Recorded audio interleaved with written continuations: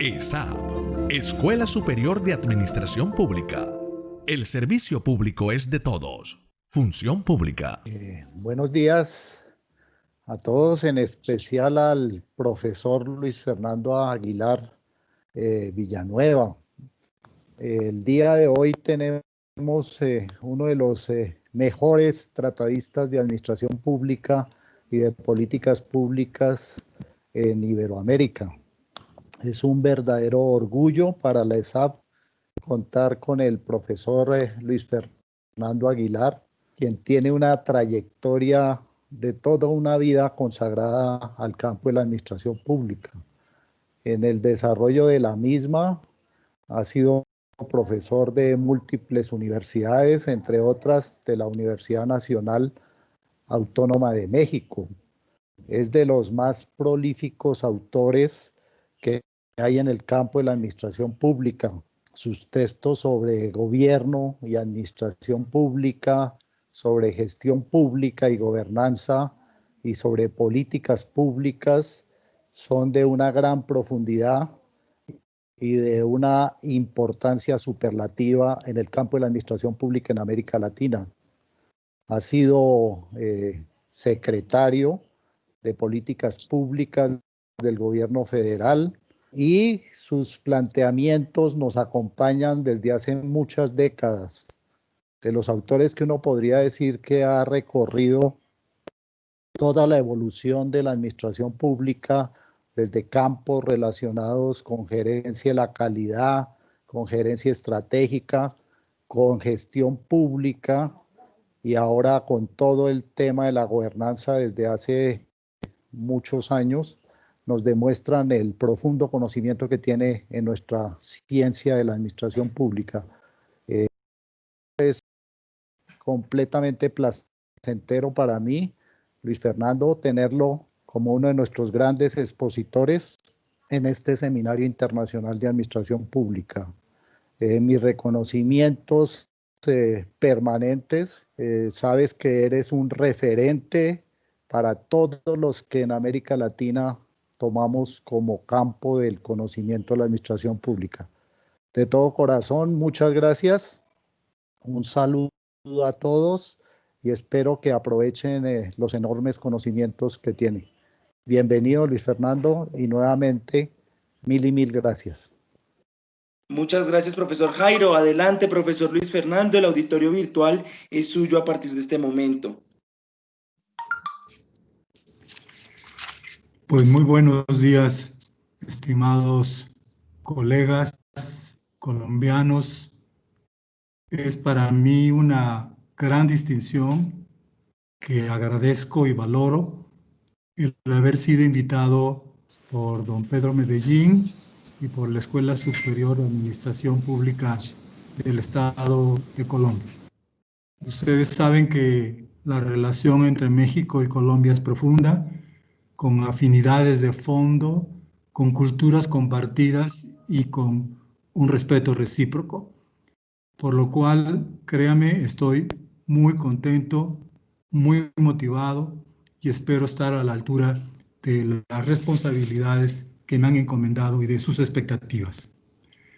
De entrada, quiero decirles que sé que la mayor parte de ustedes son colegas de docencia en estos temas, colegas de investigación en estos temas, y que por consiguiente doy por un hecho que ustedes tienen conocimientos tan precisos y tan desarrollados como yo los tengo, y que les pido que me consideren como un colega que quiere compartir con ustedes los resultados de sus investigaciones, de sus conocimientos, pero también soy muy consciente de que mis comentarios, mis exposiciones, mis conceptos son todos mejorables, seguramente debatibles, y espero que sean enriquecidos en la conversación mutua.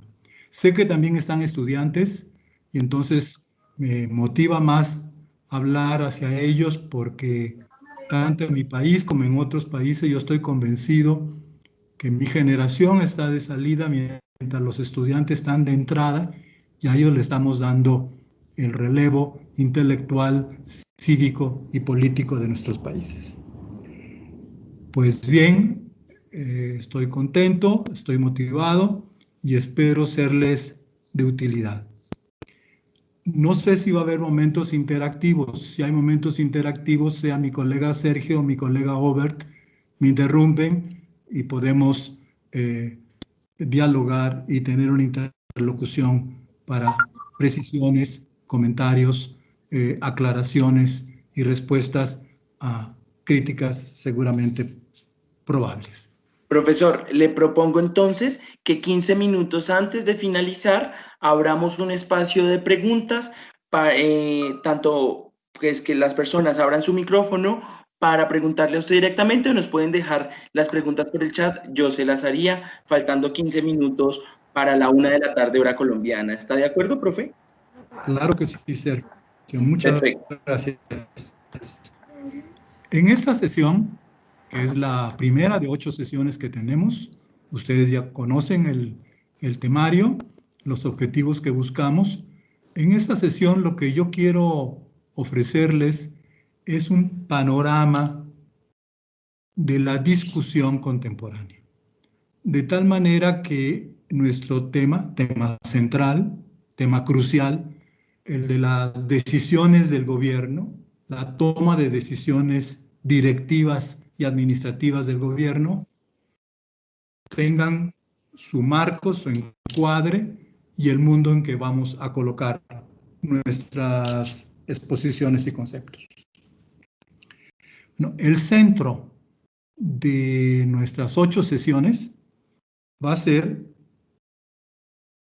la toma de decisiones del gobierno y de sus entidades administrativas y de un gobierno democrático, evidentemente, es la toma de decisiones del gobierno democrático y de sus entidades administrativas para dirigir a la sociedad.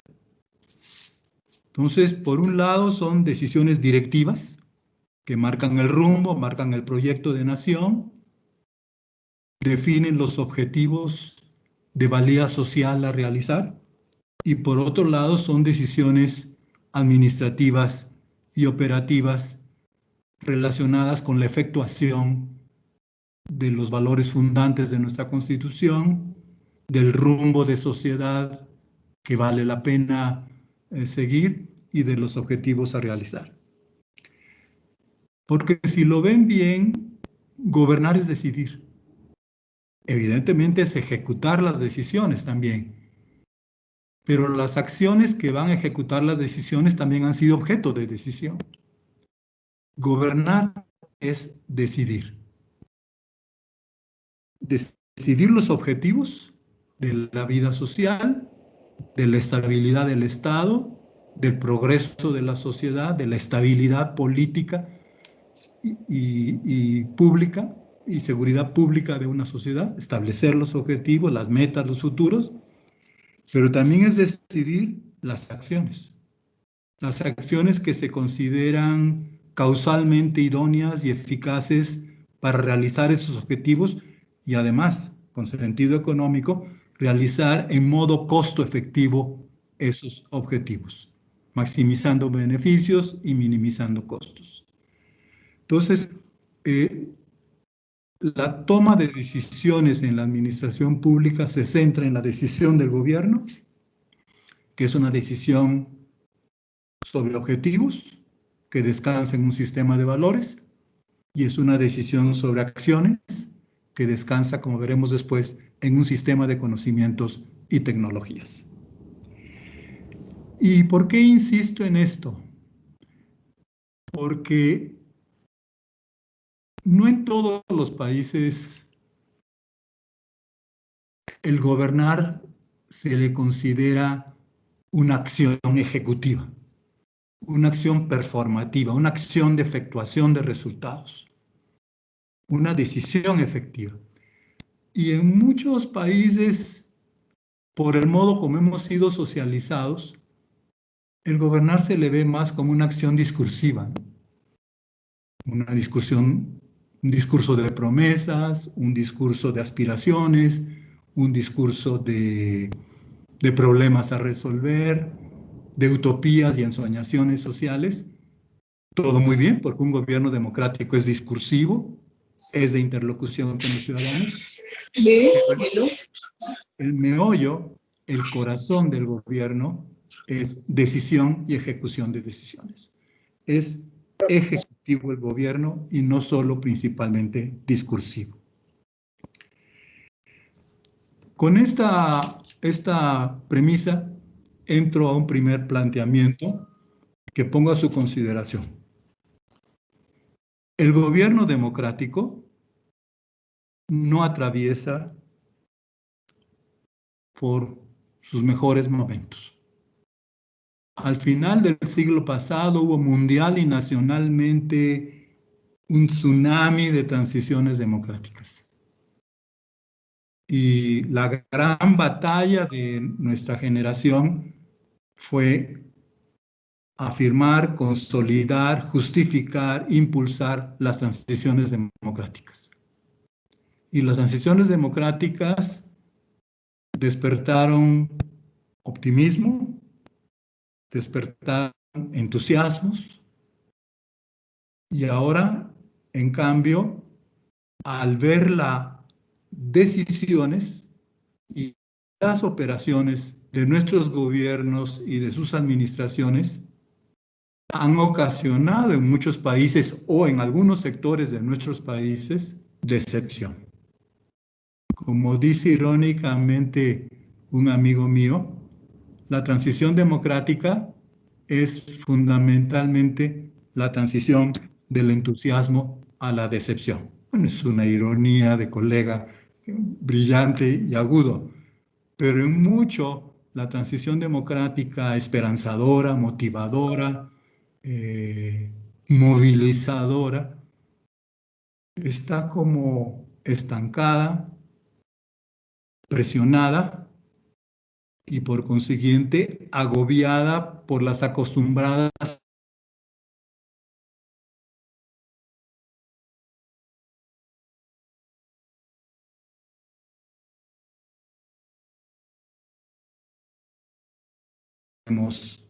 más que combatir estas decadencias o desvíos hacia formas autoritarias o populistas de gobierno.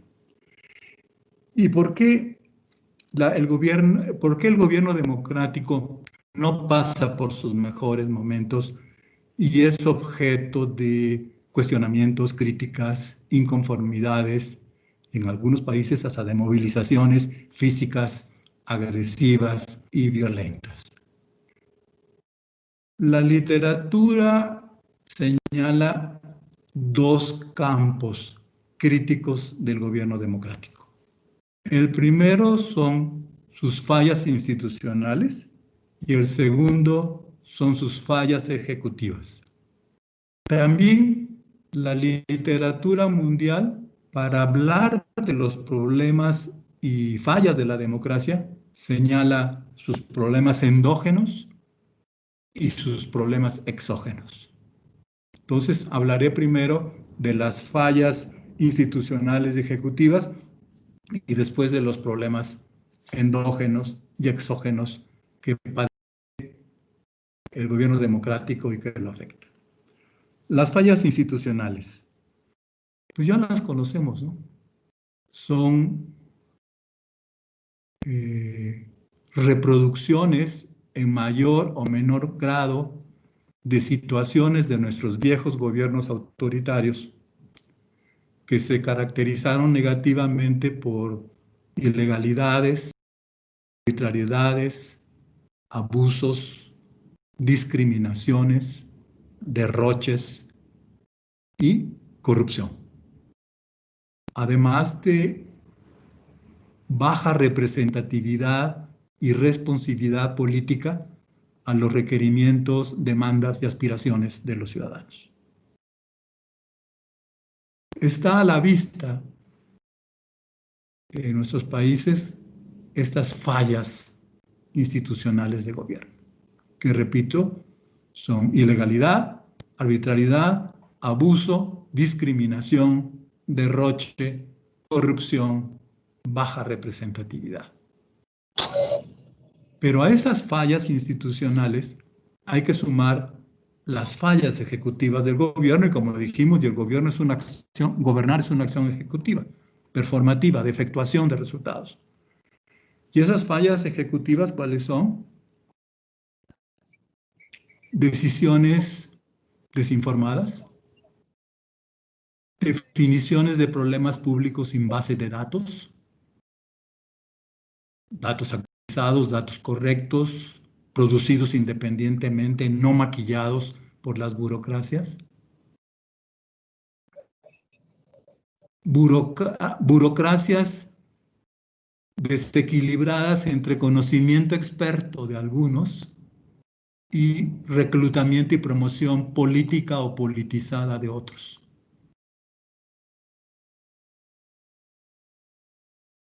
Una ingeniería de nuestros procesos administrativos y en los procesos de servicio equivocada, desordenada, hiperreglamentada.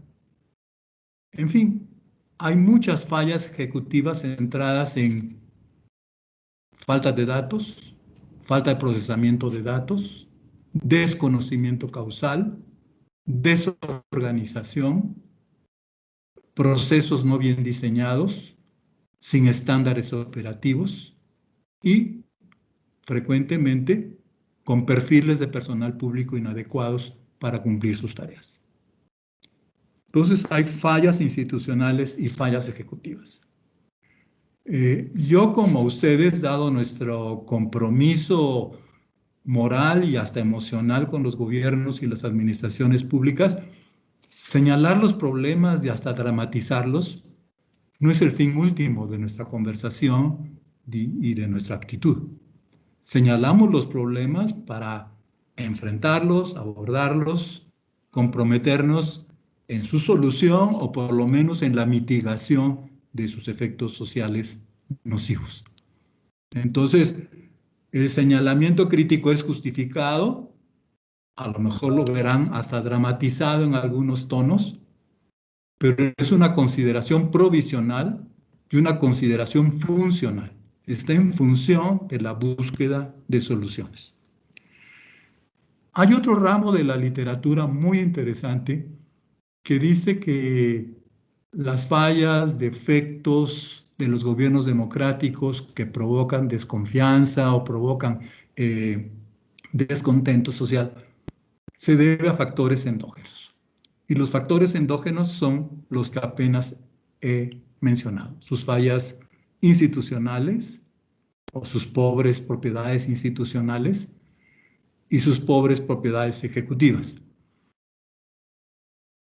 Pero además de los factores endógenos, que a veces es lo que, a lo que le prestamos más atención, lo que más observamos porque están a la vista, y están en los periódicos, y están en las organizaciones civiles, y en las asociaciones ciudadanas, y en los partidos de oposición, etc.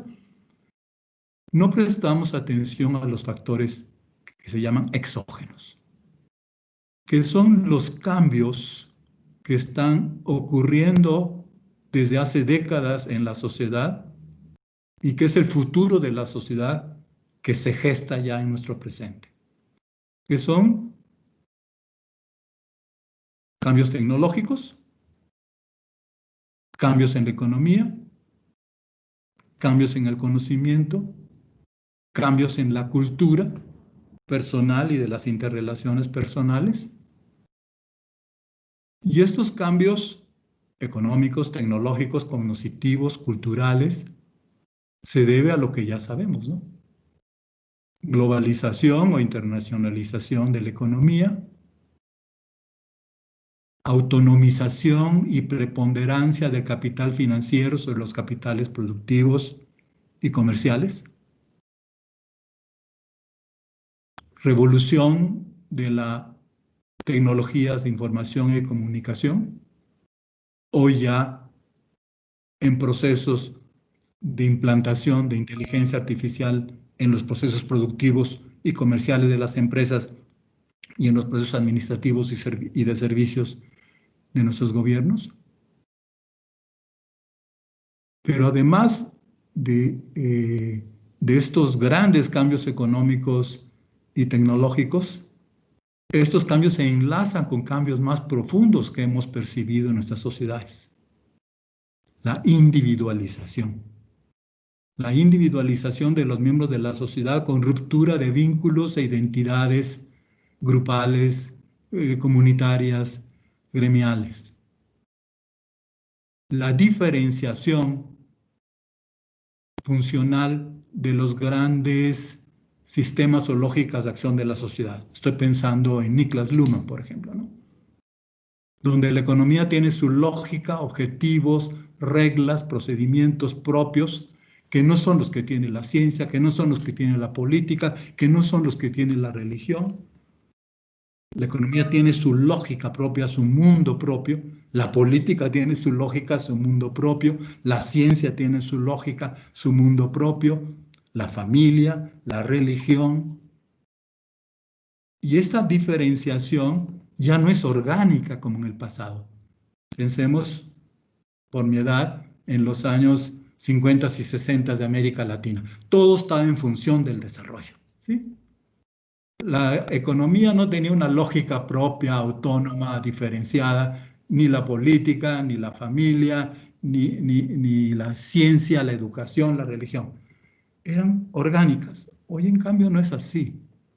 Hoy están muy diferenciadas, son independientes, pero también son interdependientes. La economía opera porque recibe insumos de política, educación, ciencia y tecnología, pero esos insumos los procesa según su propia lógica, según sus propios objetivos, según sus propias intenciones. E igual, la política tiene su lógica propia, pero requiere insumos de la ciencia, insumos de la tecnología, insumos de la economía, fiscales, etcétera, pero los procesa a los objetivos o fines o intereses públicos. Entonces, no solo hay individualización, sino hay diferenciación de los subsistemas fundamentales del desarrollo, la estabilidad y el progreso de nuestras sociedades. Otro gran tema exógeno. Los principales problemas públicos, los que vitalmente nos importan, los que definen nuestras vidas, nos permiten realizar nuestros proyectos personales, grupales, comunitarios y nacionales, son problemas transterritoriales. Esto es algo nuevo. Bueno, no es algo nuevo, siempre ha sido así, pero hoy está más agudizado, más agravado. Los problemas más importantes son transterritoriales. Sus causas y sus efectos traspasan las fronteras de la demarcación territorial política de municipios, regiones, entidades federativas, provincias y hasta de los estados nacionales. Y no solo rebasan la demarcación territorial, sino rebasan las atribuciones, competencias, poderes, recursos de nuestros gobiernos que siguen siendo territoriales.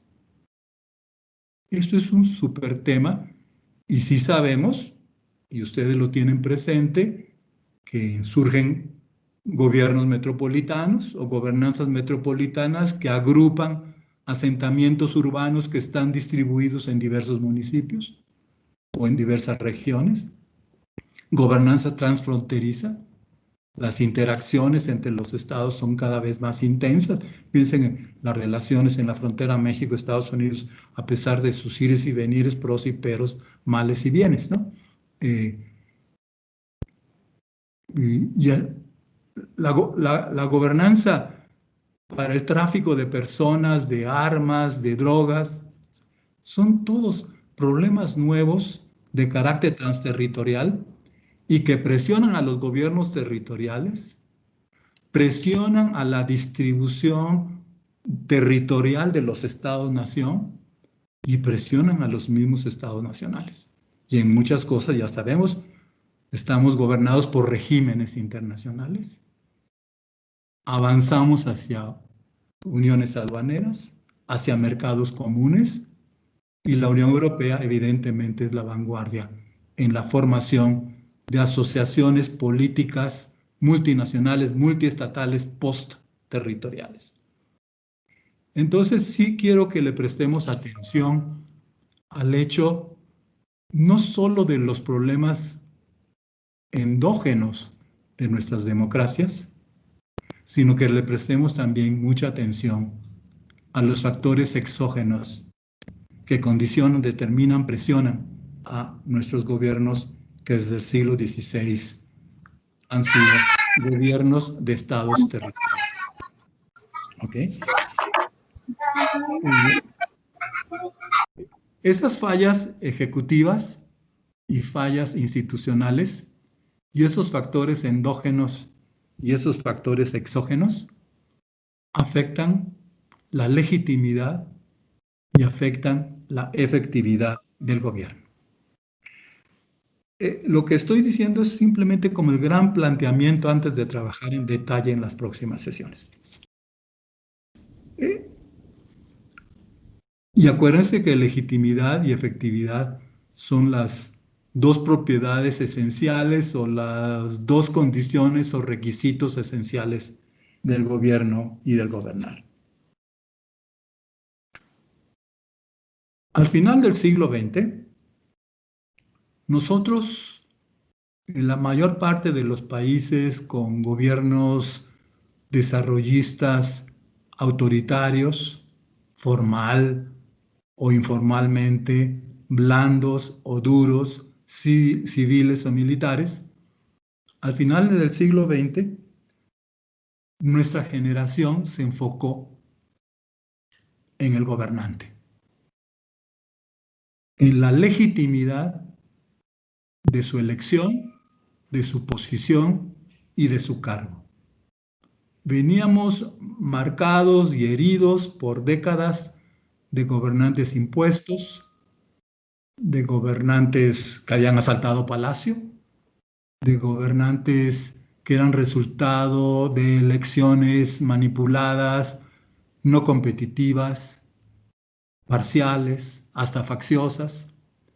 Y entonces fue responsabilidad intelectual y cívica de los cincuentañeros, sesentañeros, setentañeros latinoamericanos dar esta batalla por la transición y la instauración o restauración del Estado de Derecho.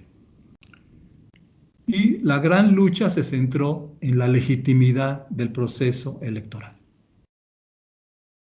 Que el proceso electoral se llevara a cabo en condiciones de imparcialidad, de competitividad asegurada, de legalidad, de transparencia en el uso de los recursos y que los resultados electorales fueran bien contados, no manipulados, no maquillados. Y se ganó esa batalla, se ganó la batalla de la legitimidad del proceso. Puede haber excepciones locales, pero es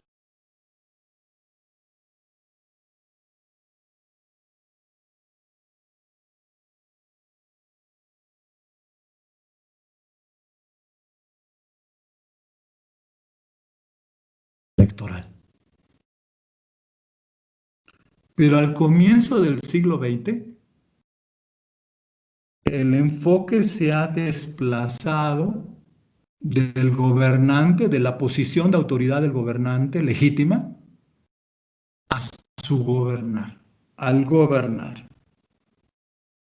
Si lo quieren decir en lenguaje anglo-internacional, ha habido a shift from government to governance. ¿Sí? Ha habido un desplazamiento del gobernante al gobernar, del gobernante a la gobernanza, al proceso de gobernar. Ya no estamos centrados tanto en el proceso electoral que consideramos satisfactoriamente resuelto por la transición democrática y la restauración progresiva del Estado de Derecho, sino hoy, más que enfocarnos en el proceso electoral, nos enfocamos en el proceso directivo del gobernar, en el gobernar. Eso es interesante porque mundialmente la exigencia es una democracia de resultados y no solo de valores. lo quiero repetir porque es el ánimo intelectual y ciudadano mundial. Queremos una democracia de resultados, además de una democracia de valores, o no solo de valores. La batalla ya no está en demostrar ante fascismos, nazismos y comunismos totalitarios que el Estado democrático y el gobierno democrático se sustentan en valores humanos racionalmente superiores. Esa batalla de la superioridad moral, jurídica y política del Estado democrático y del gobierno democrático está razonablemente ganada, aun si amenazada por la resurrección de populismos y autoritarismos. Pero lo que no está ganado es la efectividad del gobierno democrático. Que el gobierno democrático realmente tenga las capacidades legales, políticas, financieras, cognitivas, tecnológicas, administrativas, organizativas, de credibilidad intelectual y moral para gobernar con eficacia. Producir resultados de beneficio social universal, no parcial, de resolver problemas que generan padecimientos, sufrimientos, ansiedades, destrucción de capital humano. Esto es el tema hoy. Un gobierno democrático que gobierne. Y no solo un gobierno democrático incontrovertible por sus referencias valorativas éticamente fundadas y jurídicamente fundadas y protegidas. ¿Ok? Esto es el tema. Entonces ha habido mi generación, si aquí hay colegas, si no ya en edad de pensiones, sí, en su segunda, ¿cómo diríamos? En su segunda mitad de la vida, sabemos que hemos vivido muchos desplazamientos. Nos hemos desplazado del Estado al gobierno. Del proceso electoral al proceso electoral. De la legitimidad a la efectividad. Del gobernante a la gobernanza. Este es el nuevo clima y son los desplazamientos sobre los que debemos encontrar explicaciones, razones, instituciones para encauzarlo. No estamos en el siglo XIX, donde la formación del Estado nacional y de su soberanía territorial era la clave. Nos desplazamos al gobierno. No estamos ya en el tema del gobierno desarrollista, al que le permitíamos autoritarismos y arbitrariedades y corrupciones, sino hemos pasado al gobierno democrático. Con el gobierno democrático hemos pasado de la legitimidad del gobernar a la efectividad del gobernar. O ya nuestro centro de atención es el gobernar, el proceso de gobernar más que el electoral, la gobernanza más que el gobernar. Bueno, con esto que quería decirle, estimados amigos, colegas, es que la toma de decisión está en el centro de la efectividad del gobernar.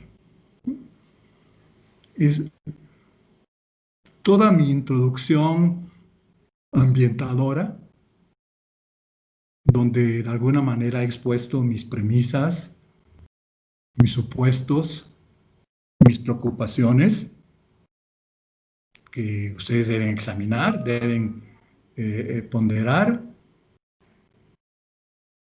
era para llegar a esta afirmación, que es la afirmación de nuestro seminario. La toma de decisión o de decisiones es el corazón de la efectividad del gobierno. Es decisión de objetivos, de metas, de resultados, de futuros. Y es decisión de acciones que se acreditan como causalmente idóneas y eficaces para realizarlos. ¿Sí? Y en las decisiones puede haber equivocaciones y equivocaciones serias y nocivas. Se pueden decidir objetivos, metas, futuros que no son compatibles con nuestro sistema de valores, que no son ética y jurídicamente fundados, que no son compatibles con nuestra cultura política, y también se pueden decidir objetivos irrealizables. Puede haber equivocaciones por objetivos controvertibles, por ser inapropiados, y por decidir objetivos irrealizables o de una costo-efectividad desproporcionada, por lo cual su realización implica tales costos que evita y bloquea la realización de otros objetivos. Entonces, el gobernar deja de gobernar si sus decisiones sobre objetivos son equivocadas valorativamente y empíricamente. Y también se equivoca si las acciones, los actores, los estándares de desempeño, los recursos son inefectivos o son altamente costosos. De hecho, la efectividad implica siempre costo-efectividad. Perdone que haya hecho este salto, lo retomaremos en otra sesión. Entonces, la decisión está en el centro del gobernar, por los objetivos que decide y por las acciones que decide para realizarlos. En el tema de la efectividad, yo suelo hablar más didáctica que creativamente de las 5 I's. Las 5 I's que afectan el gobernar son las siguientes: ilegitimidad, impotencia, incompetencia, ineficiencia e insuficiencia.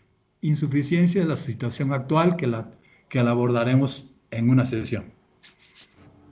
El gobierno no es efectivo si es ilegítimo. Si el gobierno es ilegítimo, la sociedad no otorga a ese gobierno el derecho a gobernar, a mandar, a decidir.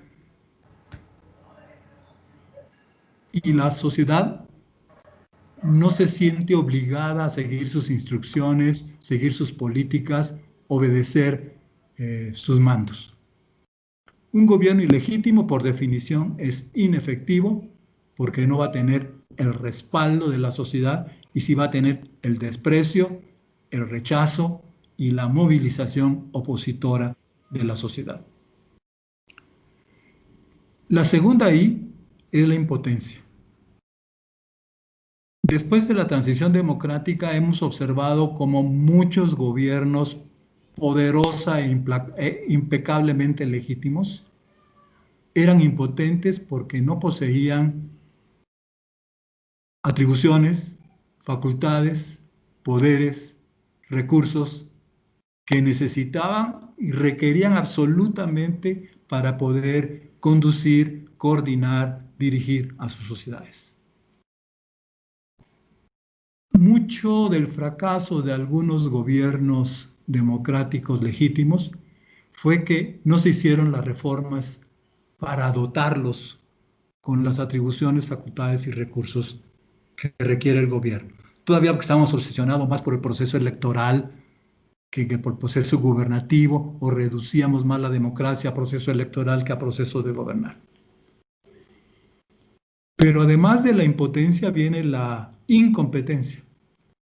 Hay gobiernos legítimos que sí disponían de atribuciones, facultades, poderes y recursos, pero que su capacidad analítica, informativa, cognoscitiva, gerencial, aún jurídica, los llevaba a tomar decisiones que subutilizaban las potencialidades de gobierno que tenían, ¿no? Y no solo las utilizaban, sino las desaprovechaban. Entonces, sabemos que se asignaban mal recursos públicos, que se definían equivocadamente recursos, que había leyes y regulaciones contrarias a las mejores opciones de acción. Entonces, sí, ha habido mucha incompetencia también en nuestros gobiernos por subutilización y desaprovechamiento de sus capacidades y recursos.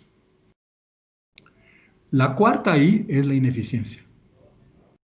Conocemos gobiernos legítimos, potentes, competentes, y sin embargo sabemos que han tomado decisiones extremadamente costosas y desproporcionadas en sus costos respecto de los beneficios reales que efectivamente han producido. Eran ustedes de finales del siglo pasado y del comienzo, eran gobiernos ineficientes, ¿no? E hicimos ajuste fiscal, hicimos reformas administrativas, reformas presupuestales, reordenamos el reclutamiento y la promoción del personal público de nuestras burocracias, hicimos una infinidad de reformas fiscales, presupuestales, administrativas, para que los gobiernos fueran eficientes. Sin embargo, mucho del descontento es que hay derroche de recursos, mala asignación de recursos, desproporción entre costos y beneficios, desatención en el ordenamiento de las prioridades, ponen como prioritario un problema público que no es tal, en fin. Y el punto, y en la quinta ahí, es la insuficiencia. Este es un tema que les ruego no lo tomen ustedes así como justo y correcto, pero que sí le den vueltas. Si ustedes ven a la alta dirección del gobierno colombiano o de los gobiernos que realmente siguen ustedes, podrán ver que hay gobiernos que son competentes, que sí les obsesiona las propiedades institucionales, que no derrochan, que son austeros, que no son corruptos. Y sin embargo, a pesar de tener gobiernos legítimos, gobiernos competentes, gobiernos fiscalmente responsables, gobiernos cuidadosos en la asignación de los recursos e inteligentes en la definición de políticas, vemos que ciertos problemas no se resuelven. Y hablé de lo transterritorial. El hecho nuevo, tristón, pero remediable, es la insuficiencia de los gobiernos territoriales. Los gobiernos no poseen los recursos o no los poseen en el nivel suficientemente requerido para ellos mismos, por sí mismos, con sus ideas, sus acciones y sus recursos, resolver problemas, realizar objetivos de valía pública, encaminar la sociedad a nuevos niveles de bienestar y seguridad. Son insuficientes los recursos del gobierno. Y en la sociedad hay recursos financieros, hay recursos cognitivos, hay recursos tecnológicos, hay recursos morales, de credibilidad moral, de autoridad moral, hay recursos de convocatoria y organización comunitaria, gremial, barrial, que el gobierno no aprovecha, no suma, no se asocia con ellos, no se fusiona. El tema hoy, que lo desarrollaremos con mayor precisión, es la insuficiencia directiva de los gobiernos, por lo cual requiere practicar formas que hoy se llaman de nueva gobernanza pública. Formas asociativas, colaborativas, de interlocución, de redes, de corresponsabilidad, de coautoría, de coproducción entre los gobiernos. No basta un gobierno, se requieren muchos gobiernos.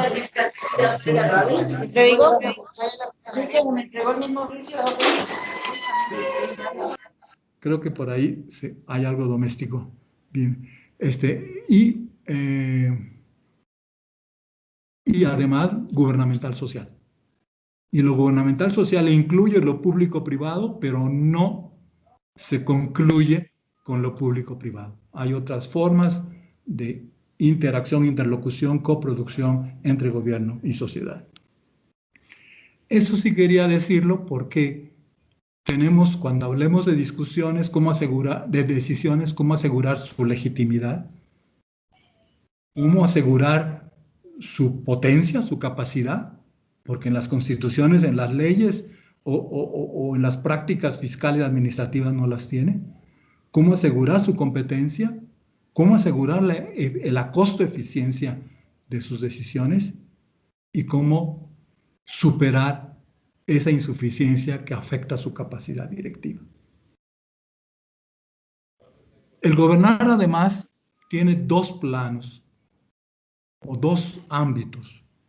Uno es el gobierno de la sociedad, el gobernar o la gobernanza de la sociedad, y el otro es el gobierno o gobernanza de las entidades de la administración pública o de la gestión pública, dado que el gobierno gobierna a la sociedad a través de sus entidades administrativas.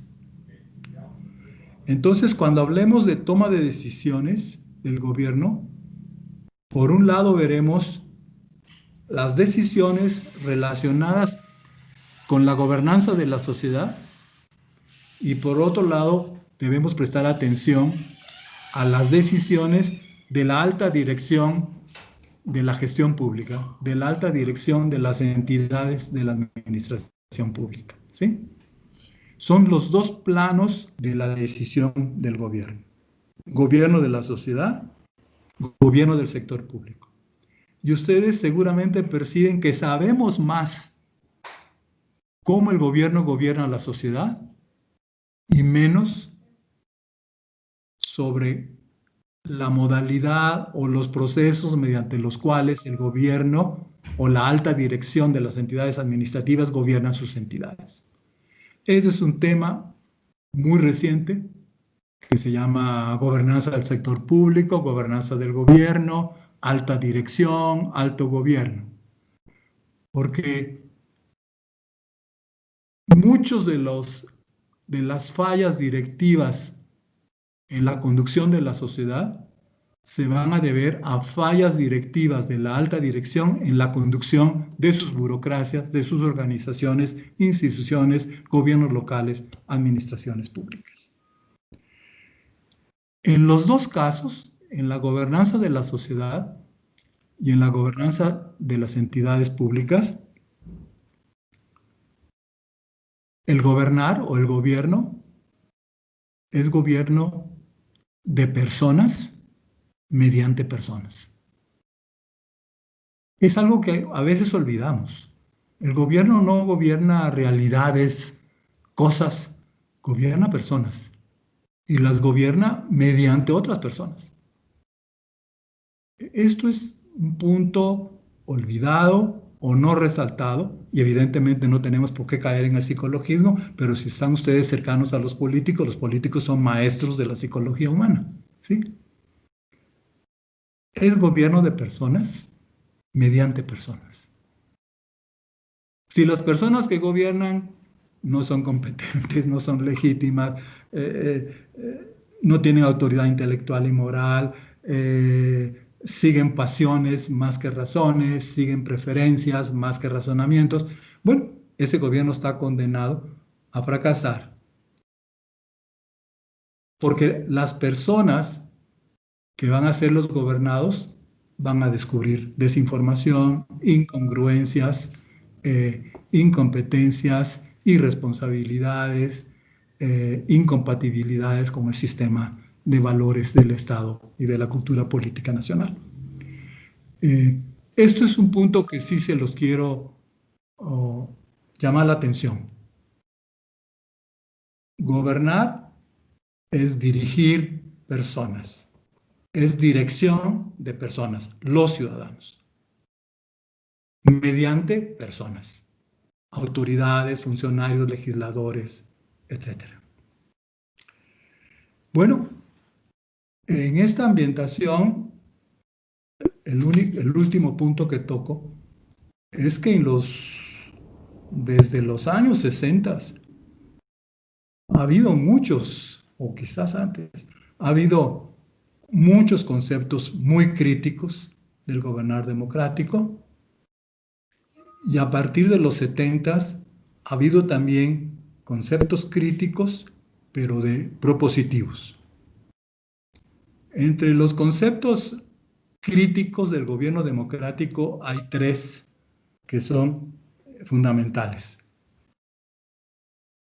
Elección pública, public choice, que considera que esta idea del interés público y de preferencia pública y de bien público del gobierno democrático no es consistente. ¿Se acuerdan de Arrow con su teorema de la imposibilidad? Es imposible construir y justificar una preferencia pública social general porque ésta no representará el ordenamiento de las preferencias de los millones de ciudadanos. Entonces, elección pública presiona gobierno, presiona legislaturas, presiona administración pública. ¿Se acuerdan de esas teorías locas y rebatibles de Niskanen, ¿no? Que todos nosotros, los funcionarios, somos unos budget maximizers. Nos encargamos de maximizar presupuestos para nuestros fines de carrera, de posición, de popularidad, de visibilidad. Bueno, eso lo examinaremos. Toda esa teorización crítica de que el gobierno no democrático no puede seguir hablando de interés público en términos tradicionales, sino debe reconceptualizar su concepto del interés público. Pero además del public choice, que eso sí es una presión muy fuerte, esta nueva gestión pública, ¿no? Que ustedes la conocen muy bien, que la abordaremos, que nace en los años 80, ¿sí? Y donde ya no es una crítica desde la economía a la democracia, sino es una crítica desde la organización y la administración al gobierno democrático, ¿no? Pues ya lo sabemos, ¿no? Principal agente, management, redimensionamiento del tamaño del Estado y de las entidades del gobierno, privatizaciones, descentralización, reingeniería de procesos, empoderamiento de los mandos medios y operativos. Esto es también una crítica, y hemos hecho a partir de eso reformas fiscales, presupuestales y muchas administrativas bajo la presión de la política de ajuste fiscal que representó la nueva gestión pública. Y recientemente, ya no desde el enfoque económico ni desde el enfoque administrativo, sino desde el enfoque político, tenemos el populismo, ¿no? Las teorizaciones populistas que entre muchas finas o erradas consideraciones sí ponen en cuestión la representatividad del gobierno democrático. Y deja ver que es una representatividad discriminadora, desigual, donde hay ciertos sectores que tienen altísima representación, pronta representación y rápidas respuestas a sus requerimientos, aspiraciones y demandas, mientras que el grueso de la ciudadanía, lo que llaman pueblo, es discriminado, son filtradas sus demandas, son evaluadas sus aspiraciones y requerimientos y no las representan y no les responden. Por lo cual hay que reconstruir la representatividad democrática y establecer nuevos canales entre gobierno y ciudadanía, de tal manera que el pueblo, como autor de la autoridad pública, no sea solo protagónico en el proceso electoral, sino sea relevante, importante, influyente en el proceso de gobernar. Esos son los tres, ¿no?, grandes conceptos críticos que examinaremos con detalle durante el curso. Pero además de esos tres grandes conceptos críticos,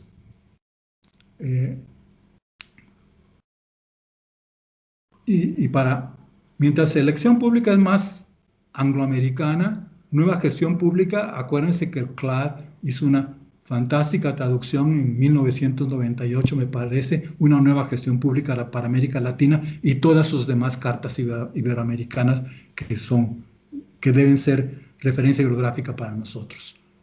En cambio, el populismo sí tiene autores latinoamericanos muy potentes. Y ha sido el populismo una clave para interpretar gobiernos del pasado y gobiernos del presente. Pero además de esos tres conceptos hipercríticos, duros, tenemos otros conceptos críticos pero constructivos. El de gobernabilidad o ingobernabilidad del 95 del siglo pasado, que publicó el libro The Crisis of Democracy, la crisis de la democracia, y que nos dijo que había que reconstruir la capacidad de gobierno, la gobernabilidad, la probabilidad de gobernar de los gobiernos democráticos. Y para eso se tenían que hacer muchas medidas de reforma de fondo, particularmente encontrar el equilibrio entre la demanda social y la respuesta gubernamental. Porque recordarán que decían que los gobiernos estaban sobrecargados de demandas sociales que eran improcesables, por lo cual había que encontrar un nuevo balance, un nuevo equilibrio entre demanda social y respuesta gubernamental. Después entra gobernanza, nueva gobernanza pública, donde deja muy claro que ese balance no se puede reconstruir a menos que el gobierno reconozca su insuficiencia de capacidades, recursos, y sume sus capacidades y recursos bajo su regulación, bajo su conducción, bajo su motivación, los recursos existentes en la sociedad. Porque hay saberes sociales que son superiores a los saberes gubernamentales. Hay recursos en ciertos campos, recursos materiales, recursos humanos, recursos financieros, que son superiores a los que están en manos del gobierno, por lo cual formas de asociación y colaboración son indispensables, sin que por eso el gobierno quede capturado por las empresas privadas o por los organismos sociales, pero sin que el gobierno mantenga aún viva la ilusión de ser omnisciente y todopoderoso y autosuficiente. Hay que evitar la captura del gobierno por intereses extragubernamentales, pero hay que evitar también una vieja idea del gobernar que ya no es viable ni aceptable en las actuales condiciones sociales. Entonces, es gobernabilidad o gobernanza, incluyendo nueva gobernanza, y lo que ustedes han oído hablar de calidad del gobierno o calidad de la democracia.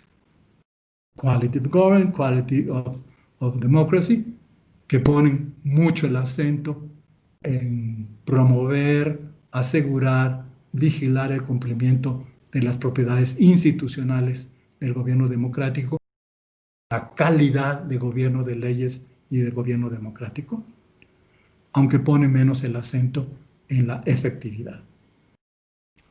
Bueno, dicho esto, eso es lo que quise es plantear el problema, insistir que la teoría de decisiones no es un asunto más del gobernar o del administrar público, una cuestión más, aún es importante, no, sino que la teoría de decisiones es el corazón del gobernar y el corazón del gobernar y el corazón de la administración pública, porque los cuadros y el personal administrativo están continuamente tomando decisiones en su trabajo. Entonces, decidir es condición de gobernar. Decidir bien, evidentemente. Y a partir de eso, bueno, es lo que vamos a hacer en el curso, ¿no? Esta fue la presentación.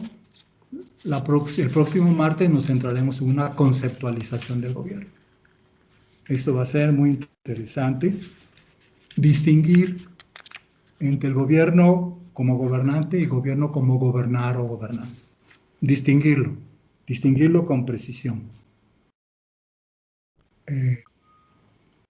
Estudiar los conceptos de gobernabilidad, gobernanza, calidad del gobierno, se llama buen gobierno o buena gobernanza. Acuérdense todo lo del Banco Mundial, de Governance Matters, etc. Estudiaremos también los nuevos desarrollos del gobernar. Gobierno abierto, gobierno inteligente, o sea, gobierno que toma decisiones en tiempo real. Y después de esta exposición de los conceptos, donde ustedes deberán, además de examinar la corrección de mi exposición de los conceptos, ver la consistencia que tienen esos conceptos, hacer un balance crítico. Después haremos en la tercera sesión una teoría de decisiones. Ahí nos clavaremos en ese tercer martes en una teoría de decisiones. En el cuarto y quinta sesión entraremos a teoría de las decisiones públicas directivas. Veremos sus requisitos de legitimidad, sus requisitos de efectividad. Examinaremos el rol del conocimiento y de los sistemas tecnológicos de información en el gobernar, la gestión del conocimiento en el sector público. Eso está muy relacionado más con la efectividad que con la legitimidad. Pero por las razones que dije, creo que valdría la pena. Después entraré al otro punto que mencioné, la doble dimensión del gobernar. Se gobierna la sociedad a través del gobierno de las entidades administrativas. Entonces tenemos que ver las decisiones directivas de la sociedad y las decisiones directivas del sistema administrativo. Ver también cómo embonan gobernanza y gestión pública. Porque, atención, gobernanza no es una teoría de la gestión, no es una teoría administrativa. Gobernanza es una teoría del gobierno, ¿sí? Pero es una teoría del gobierno que tiene implicaciones de administración pública o de gestión pública.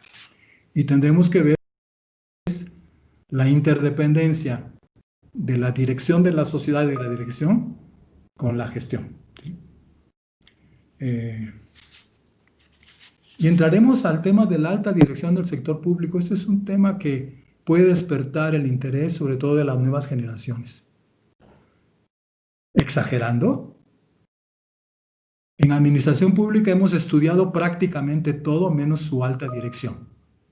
Hemos estudiado estructura, normatividad, perfil del personal, procesos, recursos, etc. Pero hemos dado por buena, por correctas, por efectivas las decisiones de la alta dirección. Tenemos que entrar a estudiar la alta dirección. El sector privado lo hizo mucho antes con lo que ha llamado gobierno corporativo. Nosotros apenitas, y créanme que bastante mal, y me refiero a mis colegas intelectuales, hemos, sino bastante mal, bastante parcial, incompleto, sobre el government governance, como lo llaman los Países Bajos, ¿eh?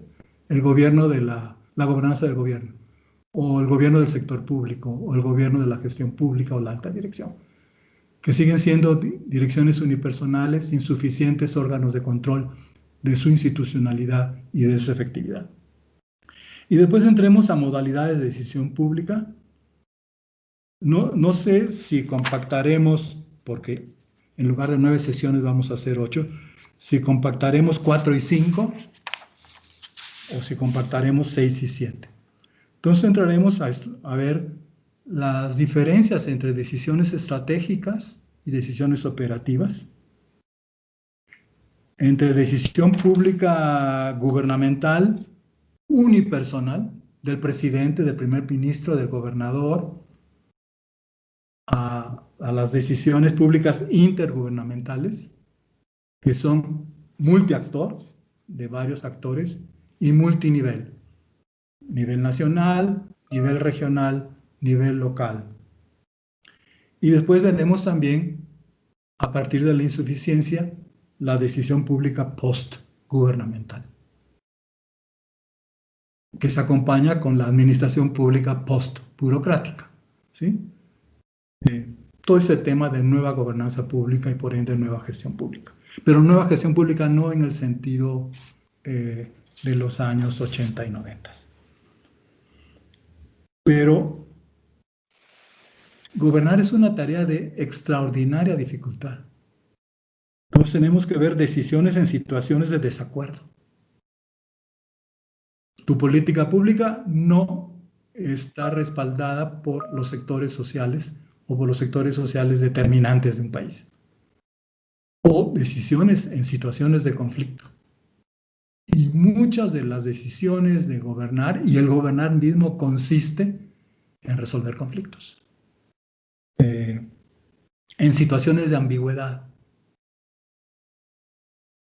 que ocurren cuando personal y directivo de las entidades públicas no están de acuerdo sobre los objetivos o sobre el ordenamiento jerárquico de los objetivos, su priorización.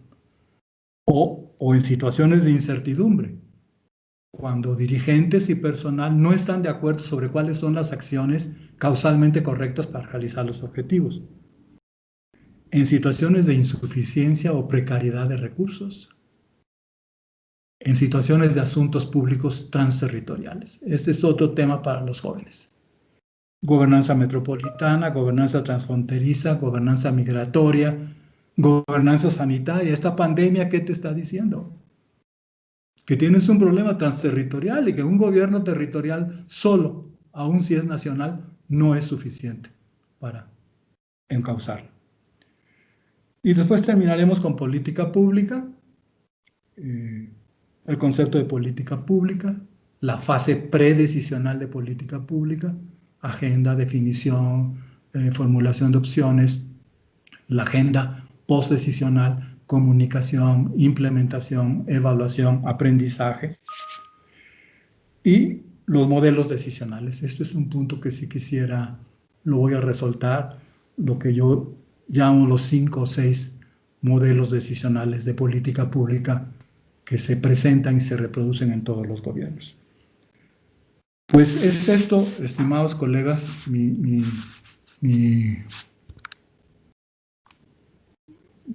intervención. Pues queda bastante tiempo, ¿no?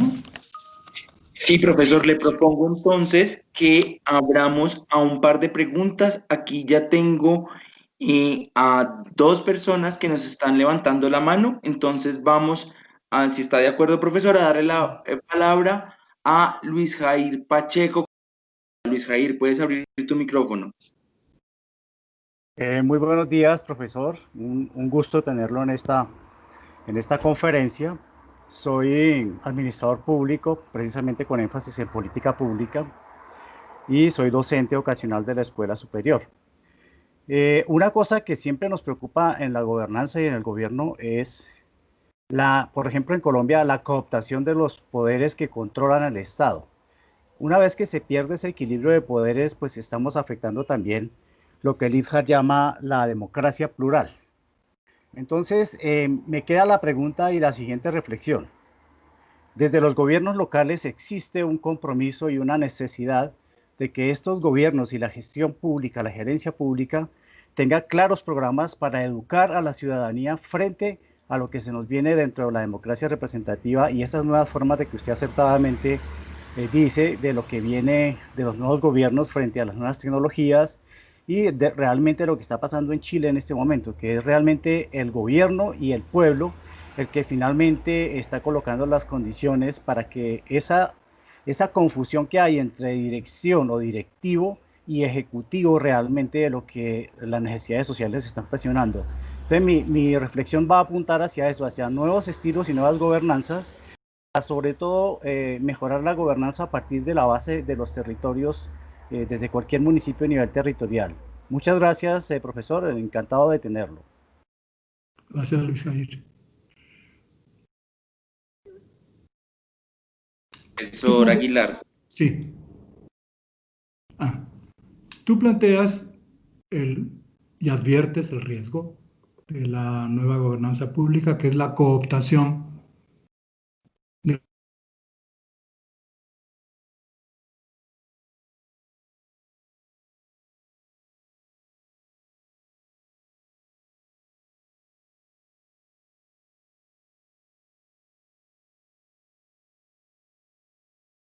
pues, autoritarismo, ¿sí? El riesgo de la gobernanza nueva pública es la cooptación del gobierno. Esto se puede evitar de muchas maneras, ¿no? Si quieres no las tocamos ahora porque podemos abordarlas después. Porque en la nueva gobernanza pública el gobierno no pierde, digámoslo así, en la nueva gobernanza pública el contenido de las decisiones es coproducido por gobierno y sociedad.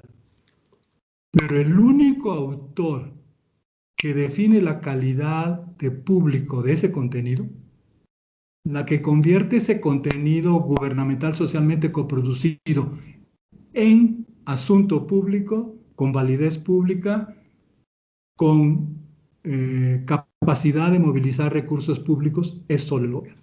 Solo el gobierno, hasta este momento, en tanto autoridad pública legítima, es el que determina la calidad o la forma de público de esa materia coproducida. ¿Sí? Sí, porque conozco muchas interesantes críticas y advertencias sobre esta captura del gobierno por los poderes públicos y creo que existen respuestas. En cambio, un punto que es clave y nos va a llevar mucho tiempo. Nosotros hemos sido socializados en una idea de la gobernanza por el gobierno, de que el gobernar es actividad exclusiva del gobierno y que el gobierno es omnisciente, todopoderoso y hasta providencial. Y que se ha acompañado con una menosprecio de las capacidades, posibilidades y responsabilidades de la ciudadanía. Sí tenemos que crear, sin aventuras, sin arbitrariedades, sin ilusiones, un nuevo concepto del gobierno y una nueva idea de gobernar. Y esto, repito, sin emociones, sin arbitrariedades, sin ilusiones, con rigor y ver cómo empezamos a socializar en este nuevo concepto, en esta nueva idea de gobernar a la ciudadanía. La educación pública formal, pero también la educación cívica que ocurre a través de las interacciones entre los ciudadanos, las actividades de las organizaciones de la sociedad civil, que deberíamos estimular, que la nueva gobernanza pública promueve y respalda, de tal manera de que aceptemos que el gobierno es absolutamente necesario e imprescindible, pero aceptemos también que es limitado en recursos, limitado en conocimientos, limitado en consensos, por lo cual se requiere un regreso republicano a que el gobernar es una cosa pública, es un asunto público, y que lo público no es solo 27, 69, 95, 14. Listo. Perfecto, profesor. Ahora vamos con la pregunta de Carlos Alfredo Valverde. Carlos Alfredo, te escuchamos.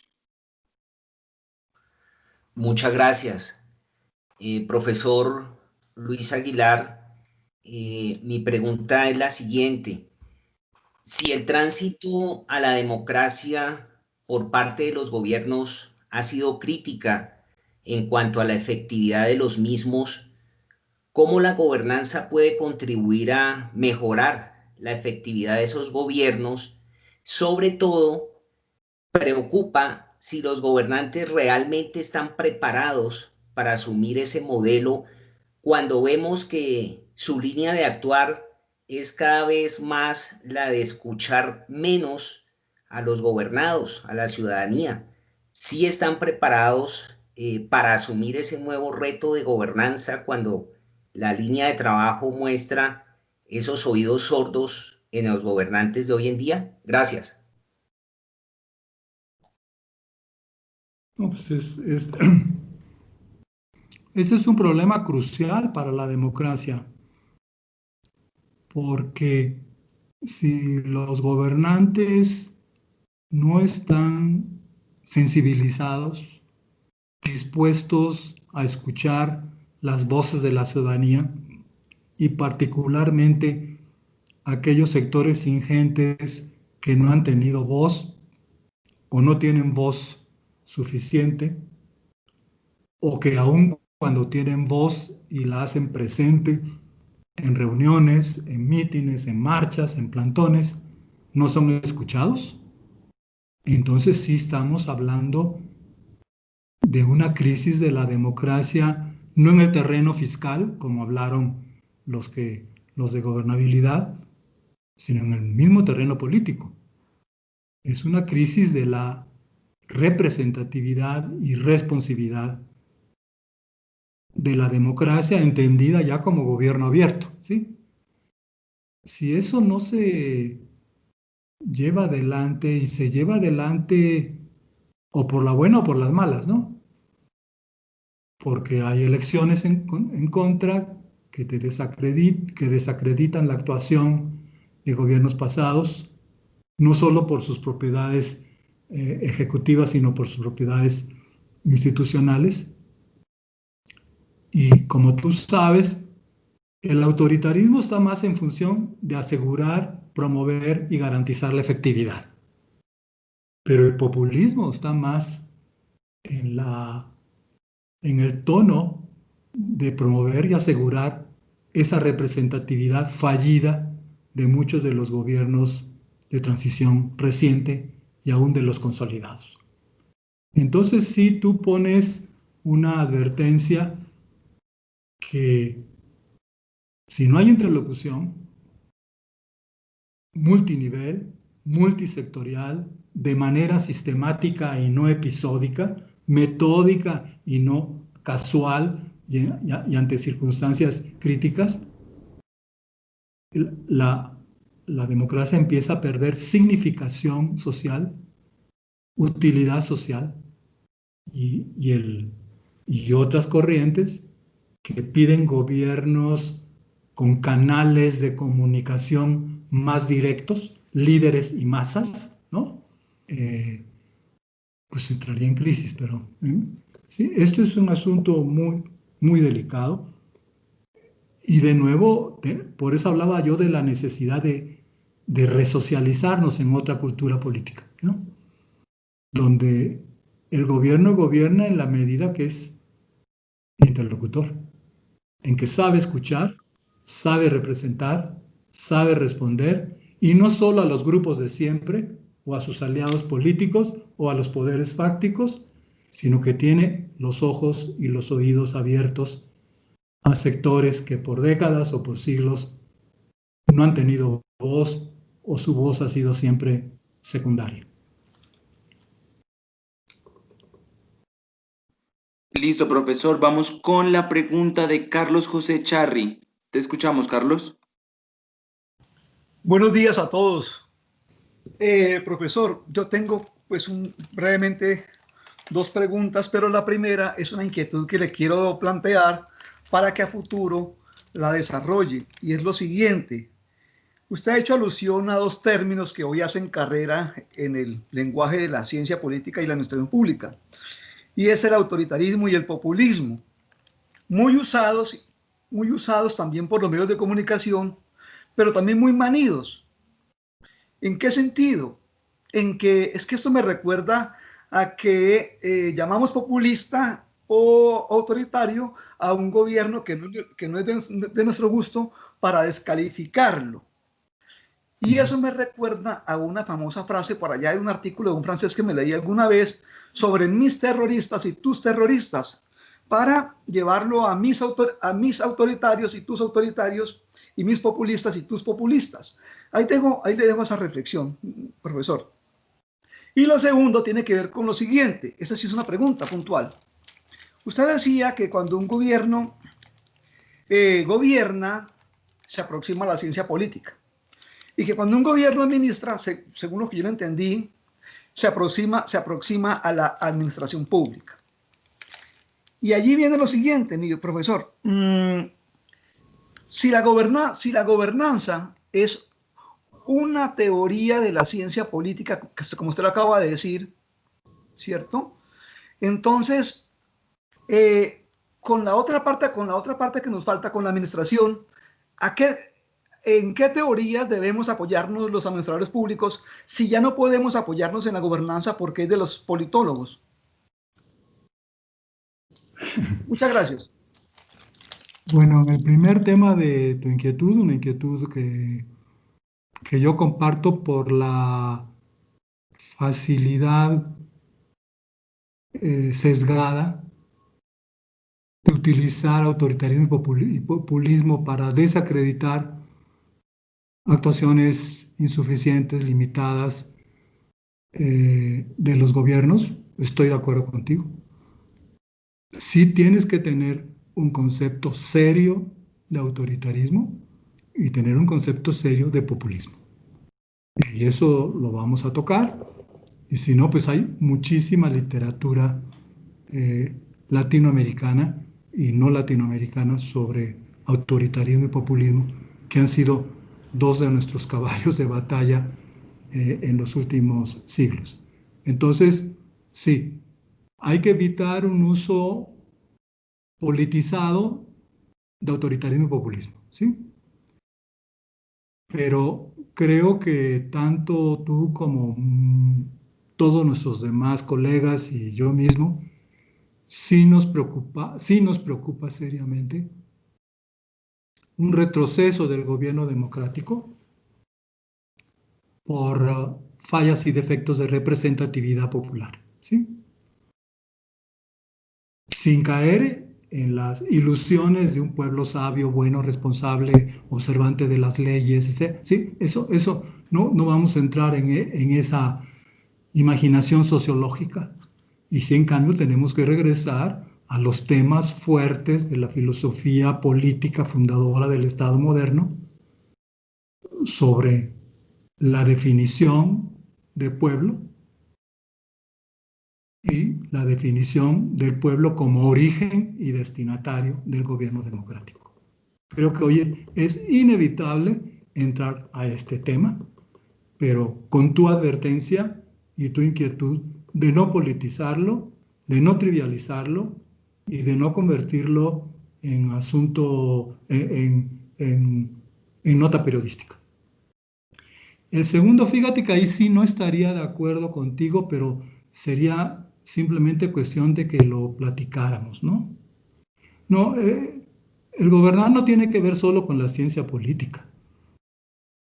La ciencia política, lo más que ha solido decir, soy muy crítico de esto, es quiénes son los poderes fácticos que influyen, pervierten, desvían las decisiones de los gobiernos y no saben más qué decir. La ciencia política no tiene ningún elemento para decir lo que el gobierno tiene que hacer para hacer un efectivo gobierno, a menos que diga, controla grupos de interés, controla grupos de veto, no seas capturado por poderes fácticos. Te dicen todo lo que no debes hacer para estar en condiciones de gobernar, pero para gobernar con efectividad se requiere, además de ciencia política, ciencia jurídica, que te dice lo prohibido y lo permitido, ¿no? El sistema de valores que está a la base del orden normativo de la sociedad en forma de Estado, la ciencia ética, porque el derecho no extingue todo un sistema de valores que está en circulación en la sociedad.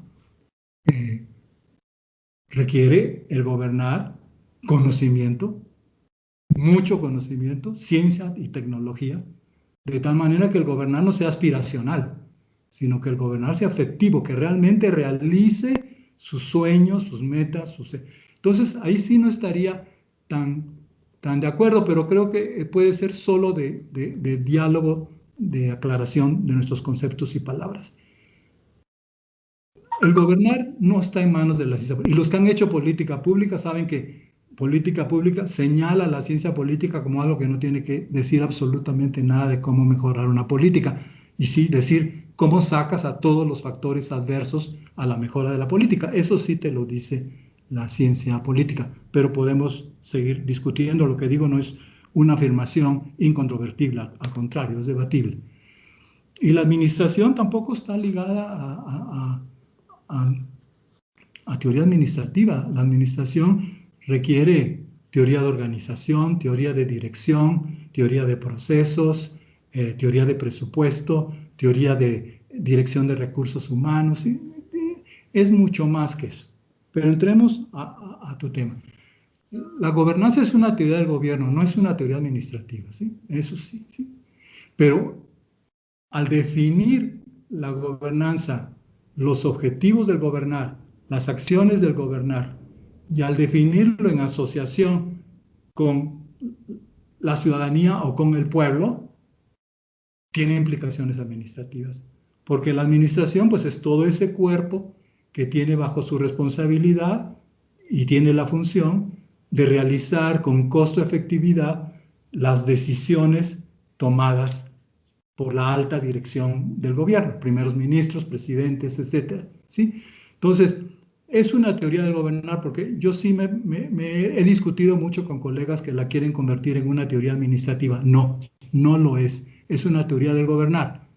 Pero es una teoría del gobernar que va más allá de la ciencia política y no se reduce solo a las contribuciones de la ciencia política, pero eso tiene implicaciones administrativas. Entonces, no va a ser lo mismo diseñar un proceso de servicio sanitario a la vieja manera del gobernar antiguo, definido por el gobernante con su círculo de asesores, sin consulta, sin escuchar, sin ponderar otras opciones, sino que eso lo vas a hacer ya en conversación, en interlocución, en preguntas que te llevan a participación ciudadana. Mucho de las implicaciones administrativas de la gobernanza está en el concepto de gobierno abierto, ¿no? Acceso universal y fácil a la información pública, transparencia de las decisiones de los gobiernos, quiénes fueron, con qué argumentos, rendición de cuentas de las acciones, resultados y uso de recursos y participación ciudadana. Es lo que yo te diría.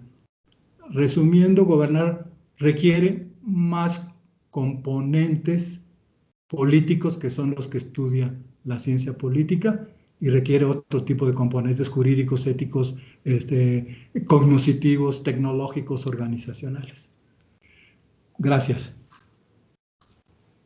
Perfecto, profesor. Vamos con la pregunta del profesor Sergio Chica. Profesor Chica, adelante. Bueno, muy buenas tardes, ya al mediodía. Muchas gracias, profesor Aguilar. Un saludo. Pues yo tenía una pregunta que creo que la reconfiguré frente al concepto mismo de gobernanza, porque es que cuando, de hecho, los que lo hemos leído, el concepto de gobernanza, más que una palabra nueva, en realidad es un arcaísmo, en el sentido de que la palabra clásica de gobernar pues viene de la acción y efecto de gobernar o gobernarse, pero ante este cambio o este giro de la palabra de gobernanza en términos de una nueva gobernanza, ya en términos de dirigencia colectiva, acción conjunta, sociedad, Estado, mercado para el desarrollo y la consolidación de estos grandes propósitos y metas en el marco de la globalización y diferentes factores que me parecen muy interesantes, pero yo tengo una pregunta, es frente a la pregunta política de la mirada clásica de la gobernanza en términos de que cabe no solamente frente a la gobernación de la sociedad, la gobernación del Estado, sino también la gobernación del individuo y del sí mismo. Entonces, ¿cómo la ciencia política puede avanzar en un plano de la pregunta por el gobierno de sí mismo, o sea, por la gobernanza del sujeto, que creo que frente a problemas como la ética pública, las dinámicas de corrupción en América Latina, la reconfiguración del sujeto, la pregunta por la gobernanza del sí mismo, es un vacío en la contracara de la moneda de la mirada macro de gobernanza y falta un desarrollo en la mirada micro de la gobernanza frente a la individualidad.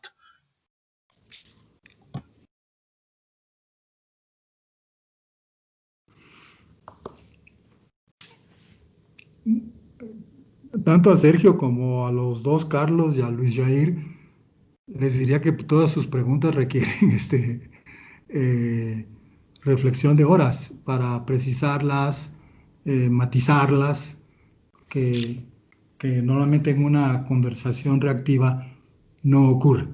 Así que acéptenlo, acepten esta limitación. Mira, Sergio, el concepto de gobernanza no ha entrado al tema que tú planteas, ¿sí? Eso hay que decirlo y no hay que estirar los conceptos, ¿no?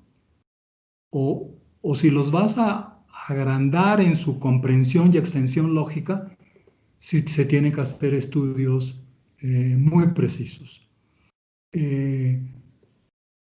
Aquí gobernanza fue gobernanza de la sociedad en su conjunto y gobernanza de la gestión pública o del conjunto de entidades que integran el sistema de la administración pública. Eso fue lo que estudió y dijo que era por la insuficiencia o limitaciones de varios tipos del gobierno, había que pasar de la gobernanza tradicional, de gobernanza por el gobierno, donde el gobierno era el determinante de todas las decisiones, a la gobernanza por cogobierno o cogobernanza, en la cual ya hay una coautoría o coproducción en el contenido de la decisión, aunque la forma pública de la decisión es exclusivamente reservada a la autoridad pública legítima, que es el gobernante.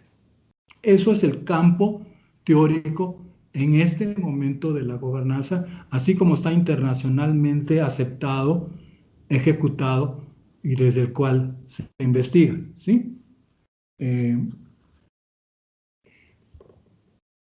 Pero para entrar a tu tema de la gobernanza del sujeto, ahí déjame improvisar.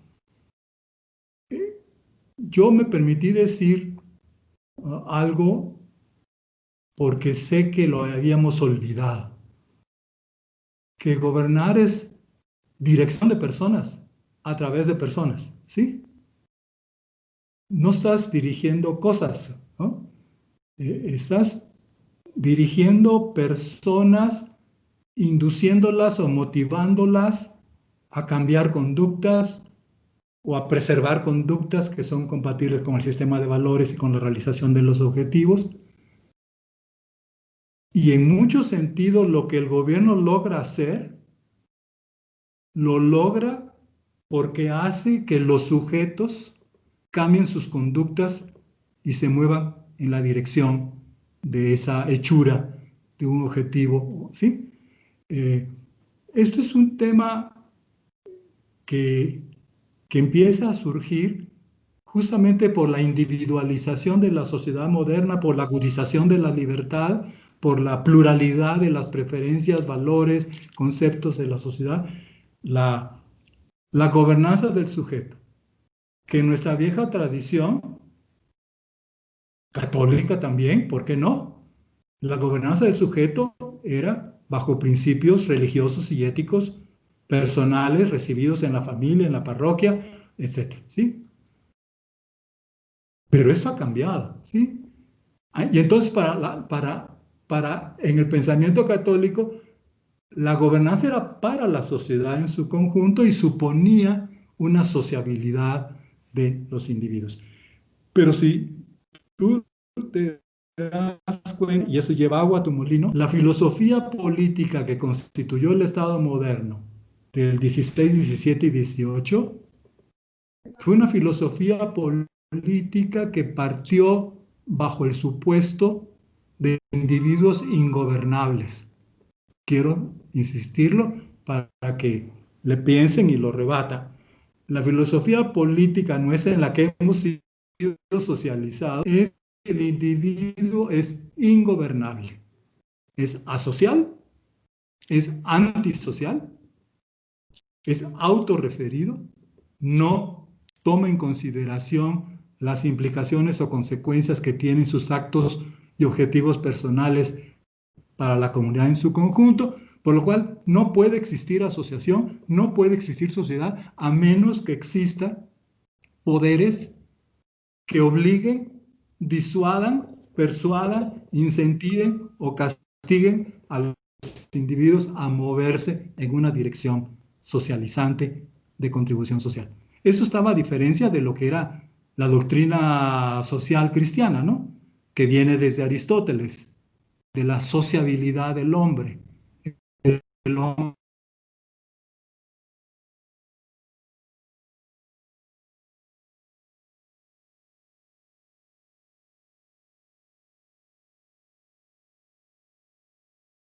de la fundamentación del Estado y del gobierno, pues sí, somos ingobernables y el tema de la gobernanza del sujeto se vuelve central. No sé si soy claro. Sí, hemos sido socializados en que se requiere el gobierno, es indispensable para que exista sociedad, porque la sociedad no puede ser autorregulada, autogobernada, porque los individuos que integran la sociedad no son sociales o socializables, ¿sí? Y entonces hemos creado gobiernos fuertes porque sociedades débiles, ¿no? Gobiernos que dan órdenes, instruyen e inducen, porque nosotros somos desordenados, rebeldes, incompetentes, irresponsables. Hemos crecido en esta idea de un Estado fuerte y una sociedad débil, de un gobierno grandioso y una sociedad pobretona, ¿sí? Para que esto pueda caminar, sí tienes que entrar a la idea que tú planteas, ¿no? Si el sujeto es gobernable, ¿bajo qué condiciones es gobernable? Y si la gobernanza de carácter político y también administrativo puede contribuir a la gobernanza del sujeto por sí mismo. Entonces, Sergio, creo que has planteado un problema muy interesante, muy profundo, como que está muy ligado al de Carlos, y de alguna manera al de la educación de Luis y al de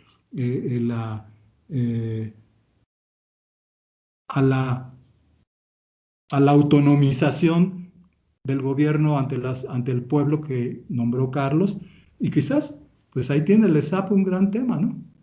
Gobernanza del sujeto. ¿Cómo se puede hacer que el sujeto sea capaz de gobernarse? Y si la gobernanza pública, yo creo que tiene que tomar en consideración eso, porque como dije, se gobiernan personas mediante personas. No es un gobierno impersonal. Gracias. Perfecto, profesor. Vamos con la pregunta de Iván Pinzón. Adelante, Iván. Muy buenos días. Muchas gracias por el espacio. Pues yo venía con una actitud agradeciendo esa visión esperanzadora de cómo la gobernanza permite ese diálogo entre el gobierno y los actores de la sociedad civil. Yo, a diferencia del profesor Chica, estoy más que parado en la idea del sujeto político, estoy en el concepto de sociedad civil y me estoy preguntando, así como lo hacía un compañero hace un momento que preguntaba que si había esa autonomización del Estado frente a la sociedad, yo me planteo la pregunta contraria, y es cómo generar ese desarrollo de la sociedad civil para que esa sociedad civil tenga esas herramientas de diálogo, de interacción con el Estado, porque es muy importante la pregunta que se planteaba nuestro compañero hace un momento en términos de que si el Estado no escucha, pero la otra pregunta creo que en una perspectiva que podría quedar un poco más esperanzadora a esa idea de sujeto ingobernable es de sociedad civil como tal. si cómo desarrollar esas capacidades, quizás en la perspectiva que lo propone CEN, cómo desarrollar esas capacidades en la sociedad civil para que pueda efectivamente tener ese diálogo, para que tenga esa posibilidad de interacción. Porque bien podría haber mucha evolución en términos de administración y el Estado podría transformarse, pero si está desarrollada la sociedad para ello, o cómo desarrollar la sociedad para ello, o en su perspectiva, con esto termino, en qué momento la historia, cómo podría darse esa evolución. Bueno, de entrada, Iván, no pierdas la esperanza. Yo estoy en ese tema, ¿sí? Y no pierdo la esperanza porque no creo que el gobernar del futuro con los cambios en curso de la sociedad sea posible solo por el gobierno o solo con las ideas, planes, aspiraciones, compromisos y recursos del gobierno. Este tipo de gobernar ya terminó. Y más dura, menos nuestras sociedades tienen la posibilidad de reducir sus brechas de desigualdad, pobreza, inseguridad, etc. Entonces, creo que hay un consenso ya bastante difundido en Latinoamérica y en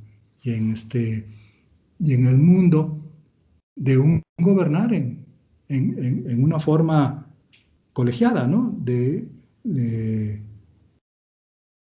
acción conjunta, de coproducción, coautoría, corresponsabilidad. Entonces hay que tenerlo eso firme. Pero quise decir esto de lo ingobernable porque esa ha sido nuestra socialización, ¿sí? Nuestra socialización ha sido de que la sociedad solo puede existir como sociedad solo si existen normas generales y poderes coactivos que la hagan cumplir, que disuadan, castiguen o persuadan, ¿sí? Así hemos crecido. Y esto les ha convenido, perdone, yo no quiero ser, no quiero pasar en ese momento como criticón tonto, ¿sí? Esto ha convenido a muchos gobiernos tener una idea de sociedad débil, ¿no? De sociedad no civil, sino incivilizada. Y si la sociedad es incivilizada, pues se requiere Estado y se requiere gobierno, ¿no? Pero llevamos ya 40, 50 años con nuevos movimientos intelectuales, cívicos, civiles, económicos que están cambiando la cosa. Después,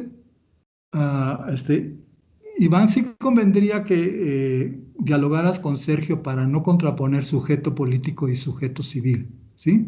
Creo yo. Bueno, ahora, ¿cómo desarrollar las capacidades de formación, estabilidad, crecimiento, gestión de las organizaciones de la sociedad civil? Esto es un trabajo interminable y donde las líneas generales pues son las que ya se han dicho, es educación. Educación en el sentido de una socialización alternativa en los asuntos sociales y en los asuntos políticos. Es organización. Muchas sociedades, muchas organizaciones de sociedad civil están desarticuladas, están fragmentadas. Hay que pasar a la segunda etapa de formación de redes, de asociaciones, con división del trabajo, con formas de gestión colaborativas, de sociedad, de organizaciones de la sociedad civil que no tienen miedo de articularse con organizaciones de conocimiento de las universidades. En fin, creo que un gran tema es educación, socialización. Otro gran tema es organización, avanzar en ese tema de la organización. Un tercero, que es una de las debilidades para las capacidades de nuestras actividades de sociedad civil, es el financiamiento. En mi país ha habido una cooptación del gobierno de las organizaciones civiles por la debilidad financiera. De muchas organizaciones que tienen la energía, la voluntad y el compromiso, pero no tienen los recursos para estar en aptitud de realizarlos. Entonces, el tema del financiamiento es importante la membresía que cueste, patrocinadores a través de fundaciones nacionales o internacionales, aceptación condicionada y selectiva de apoyos del gobierno, particularmente cuando son actividades que redundan en beneficio de la estabilidad política, la igualdad social, derechos humanos de una sociedad. Entonces, sí creo que serían las tres cosas que me vienen a la cabeza desarrollar, en el entendido de que tiene que haber una teorización muy fuerte, con socialización extensa, de la importancia clave de la sociedad civil, de la articulación de la sociedad civil con la ciudadanía, y con la corresponsabilidad en los asuntos públicos. Es lo que diría. Mil gracias, profe. Listo, profesor. Vamos con la pregunta del profesor Óscar Salazar. Profesor Óscar, adelante. Profesor Aguilar, gracias por tan importante evento de hoy. México siempre ha sido un referente para buena parte de los países de la opinión pública latinoamericana, dada su historia y su dinamismo. Entonces, la pregunta mía es, ¿cómo le ha ido a AMLO en estos 2 años de gobierno frente a las dimensiones de gobernanza y gobernabilidad y la aceptación que tiene a nivel de país? Ah, caramba, Óscar. Sí, señor. No, te lo digo con franqueza y con educación, ¿sí? Sí, señor. En este momento, México es un país muy polarizado, y polarizado alrededor de la figura presidencial, cuya legitimidad electoral es impresionante, ¿no? Prácticamente insuperable, históricamente única, ¿sí? Pero legitimidad electoral es una condición de la efectividad directiva. ¿Se acuerdan lo que comentamos al comienzo, no? No por ingente legitimidad electoral vas a tener ingente aprobación por la efectividad de tus resultados, ¿sí? Entonces, las dos posiciones son, bueno, es carencia de resultados que son pasajeras, circunstanciales, o es carencia de resultados que es estructural por el estilo de gobernar. Entonces, en el caso de López Obrador, él considera agotado lo que él llama neoliberalismo. O sea, una economía abierta, desarrollada bajo competitividad, con predominio de capital financiero y que tiene implicaciones políticas en baja representatividad de clases medias y de clases populares que sintieron que las fallas de los gobiernos democráticos, de la transición democrática neoliberal, si la quieres llamar así, sus fallas institucionales y sus fallas ejecutivas eran altas, por lo cual llevó a esa gran votación a su favor. El lío que tanto el gobierno actual como la ciudadanía se está planteando es si el retorno al estatismo o a un neoestatismo, si el retorno al estatismo que él está planteando, con reducción del aparato público y potenciamiento de la empresa pública, va a ser suficiente para poder gobernar a una sociedad muy plural, regionalmente muy diferenciada. El norte no es el sur, el Pacífico no es el Golfo. Entonces, si el neoestatismo y las políticas de corte neoestatista, con distanciamiento, frecuentemente antipatía hacia la empresa privada, nacional y particularmente la extranjera, va a ser un esquema de gobierno realmente efectivo y que responda a los objetivos en los que, si no eres insensato, estarías de acuerdo. Reducción de pobreza, reducción de la desigualdad, solidaridad con poblaciones vulnerables, lucha contra el derroche y la corrupción, la austeridad que él llama republicana, que está instalando en el gobierno. ¿Sí? Esto es el tema, creo yo, Oscar, que hay que plantearse. Un retorno al estatismo, sin instrumentos nuevos de intervención, regulación, promoción estatal, van a ser suficientes o no para el éxito social de un programa en el que no puedes estar más que de acuerdo. Pero ¿se acuerdan que yo dije no? Política no es solo discurso, política es ejecución, ¿sí?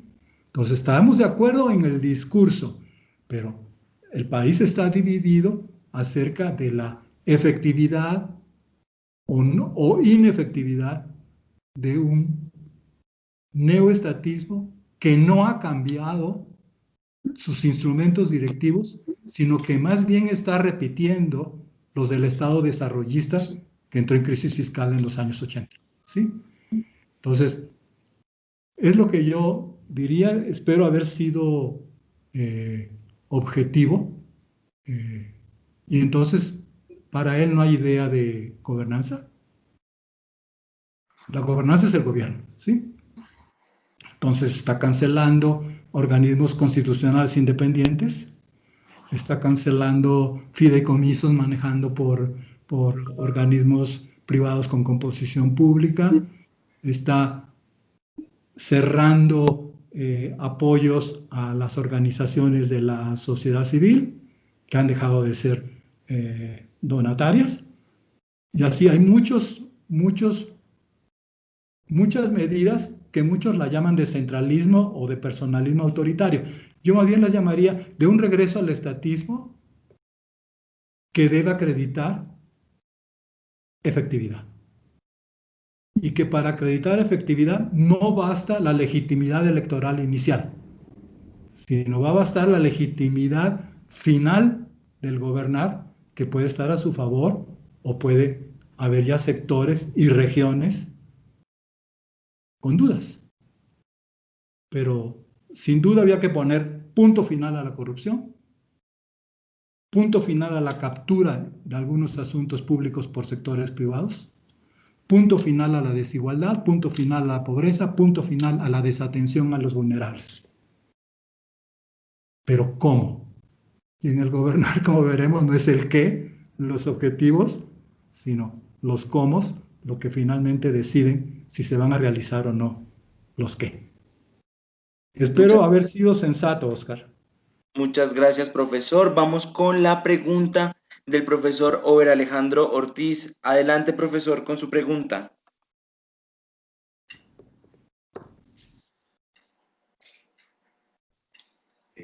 Profesor, sí. Muy buenas tardes. Me causó o me llamó la atención, pues en Colombia, usted pronunció una palabra que en Colombia la conocemos mucho, que es el desplazamiento. Entonces, me gustaría, de ese desplazamiento que usted pronunció del Estado al gobierno, del proceso electoral, de la legitimidad, la efectividad del gobernante, la gobernanza, digamos, Colombia o América Latina en estos momentos, ¿cuál está en más, digamos, efervescencia ese desplazamiento? Yo creo que sí, es el del gobernante a la gobernanza, o al gobernar, si lo quieren llamar así. Y por ende, de la legitimidad de la posición y cargo de autoridad del gobernante a la legitimidad y efectividad del proceso de gobernar. Sí, yo creo que nadie acepta, a no ser que sea regresivo, que con tal de que el gobierno ofrezca resultados y realice sus problemas de cierre de la desigualdad y la corrupción, vaya a ir en contra de las propiedades institucionales, de valores, leyes, reglamentos normas, ¿no? Creo que sería regresivo buscar resultadismo de los gobiernos a costa de la institucionalidad.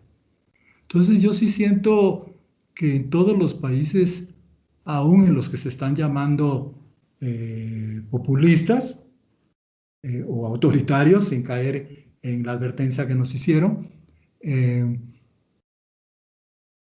hay preocupación por las propiedades institucionales. Creo que esto es para mí generalizado. No veo a nadie, sí veo, pero el consenso social no está a favor del derroche, la corrupción, la desigualdad, el privilegio de ciertos sectores y la vulnerabilidad y fracaso en sus vidas de otros sectores. Creo que ya hay otra idea bastante interiorizada, con las excepciones que conocemos, pero que creo que no son el consenso latinoamericano. Y después no hay que olvidar que todas las naciones están internacionalizadas hoy. Y hay vigilancia, observancia internacional sobre la calidad institucional de los gobiernos y también sobre la relación gobierno-ciudadanía, etc. Entonces, sí, yo sí veo avances en la concepción política del Estado y del gobierno en nuestros países, que tenemos que difundir, socializar, educando, etc. Pero sí hay mucho desplazamiento. ESAP, Escuela Superior de Administración Pública. El servicio público es de todos. Función pública.